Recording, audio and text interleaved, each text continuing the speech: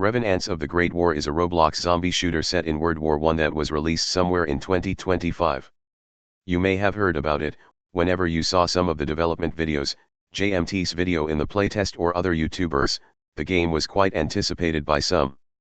Currently barely anyone plays the game. Occasionally you will see someone playing it, but chances are that it's me, and if you're lucky there will be at max 3 people that will leave after a few minutes anyways. So yeah, nobody plays the game. Even with that, the development of the game is still going after everything. Since I am a sucker for the Great War and zombie games, I have always wanted to talk about this game. Originally I was going to wait for an update to come out, but I have changed my mind since I want to hopefully bring more attention to this game. Anyways, let's talk about the game, shall we?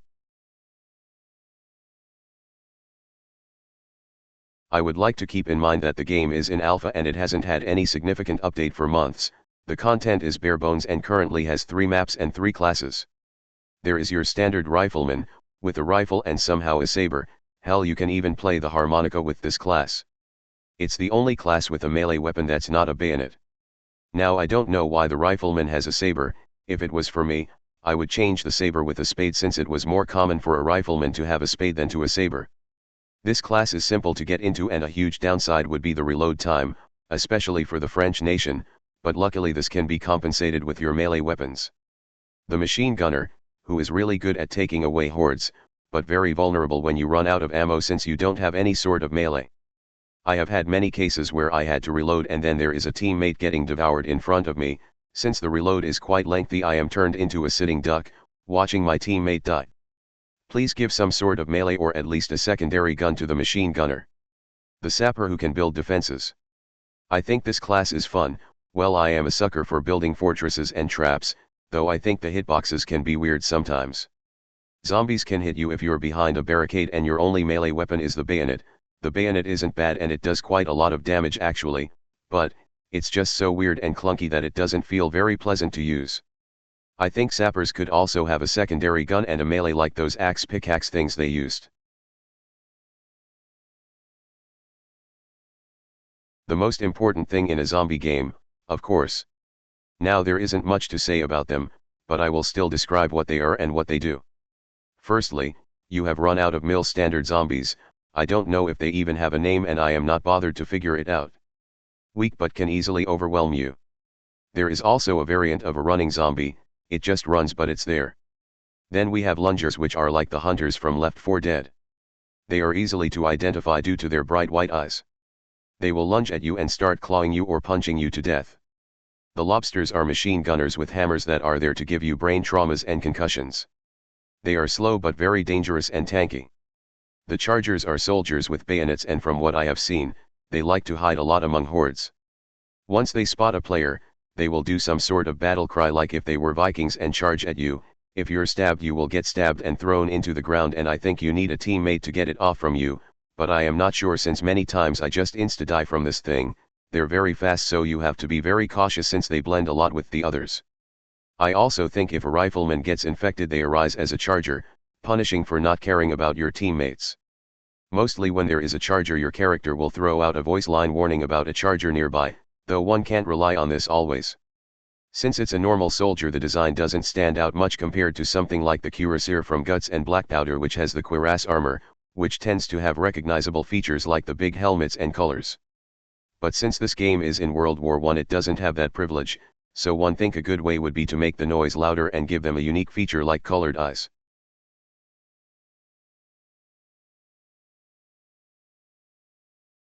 Currently the game has 3 maps, 2 being endless mode and 1 objective mode.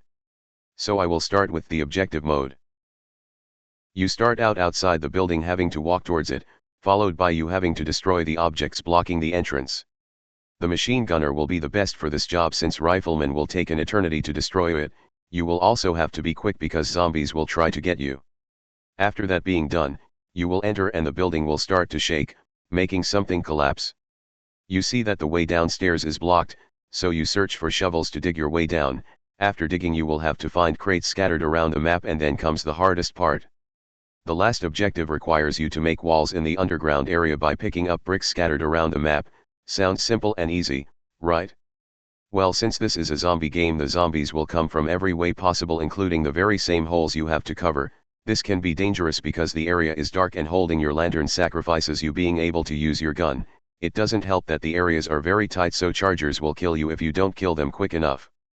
I find it better to just go with someone, especially a machine gunner, and someone else bringing the lantern to at least increase the chance of survival. Picking up the bricks isn't easy either. There are two areas, one that is closer and the other outside of the map where we spawned. It's very easy to get killed when you try to pick up the bricks, so it's preferable to go with someone. This map short and long at the same time, and I think it's because of the last objective being too tedious, having with build up 6 walls and the way of picking up bricks, and the objective is quite long and boring, though I also think that the low amount of players affects this objective greatly. The crates objective, in my experience, also felt frustrating, but it was mostly because of a bug that made one of the crates not appear in the map, soft locking the round and forcing you to reset. Fort Box is also quite big, and it shows in the endless mode where the whole map, except the underground area, is available, and I think the objective mode doesn't make this map justice. Now I am not sure how to fix this objective, but I think it would be better off as only an endless map or a holdout mode defending the fort. I really enjoy this map visually, and the random shaking and lights flicking helps make the map feel unwelcoming. I think it would be better if there was less light, maybe some light bulbs break as time passes, making the area less illuminated, and it would make the lamp more useful. There isn't much to say about the endless version, but it's the objective more but bigger. It's nice to walk around the map with its tunnels and everything.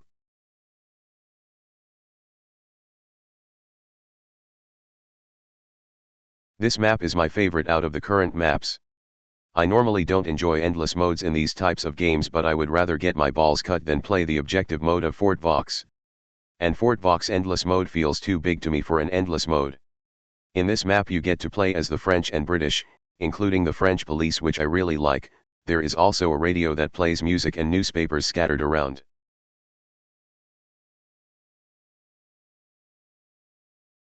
Now the lore of this game is quite lackluster, and from what I have seen, the game's lore is getting revamped. If you play the endless modes, there will be messages in between each round. In Dury there will be a messenger pigeon that will spawn around the map, and in Fort Vox you will have to decipher the code. Now as of now they don't show any messages at all, and it was most likely bugged or just a work in progress mechanic.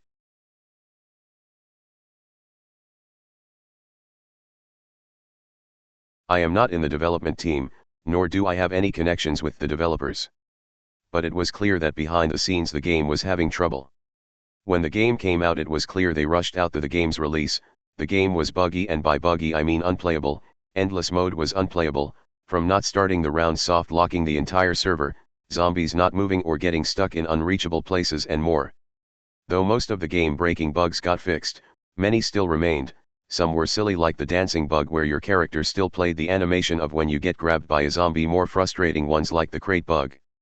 From what it seems, the game got released in this state because ex-owner Rosker wanted to revive the community and gain more popularity. Well, we know how that ended. After a while Rosker decided to step down as the game owner and give it to someone called Adam of Eve. Rosker still stayed in the team just in case, but Adam of Eve was the one who did the important decisions of the game. I would say, I was excited what Adam of Eve could bring to the table, though I ended up being disappointed since not much happened content-wise. Adam of Eve, before getting booted out, was expressing the situation of the game because people didn't seem to be interested in working on the game and having this like a lot of drama, no communication, and most having opposing ideas. Keep this in mind. And saying that he would halt game development or change the game's genre. Adam, my guy, we came here because we wanted a World War I zombie game. What do you mean change genre? Though not many, the guy did announcements that mostly made you go, what was the point? Like one where the earth is running out of water, another where Adam announces that they will follow their passion of making a story game or wanting to make a Scandinavia game. These things, though harmless, I never gave a fuck about. Why should I care about the earth and water? Water never tasted good anyways. I just want my Revenants of the Great War update. The last thing we got is him creating a new server for the game. Since Rosker didn't want to give him server ownership, we never got to see that server because Adam of Eve got kicked out of the team and this guy took his spot.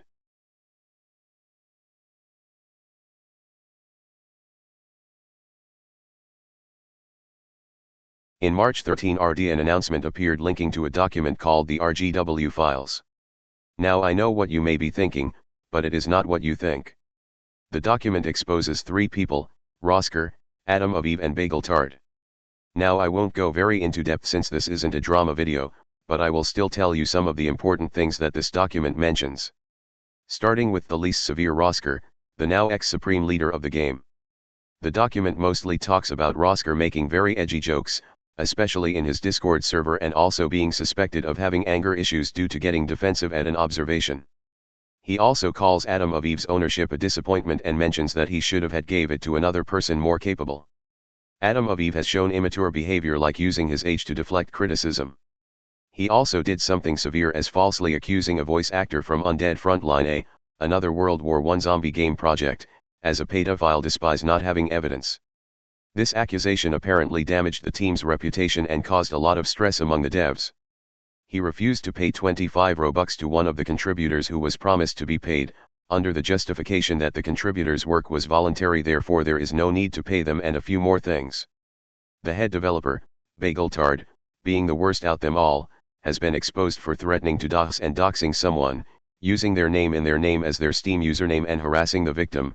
He also said racist comments and talked about very weird things like live streaming his suicide and the methods he would use and whatever the hell this is. I would recommend you to read the document to have the full picture of what these people did, but overall, these guys were mostly unprofessional and not good for the game's health.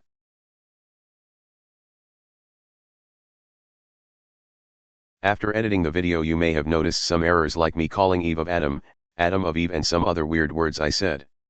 To be honest, I just realized this very late into the making of this video and I am lazy to fix those things.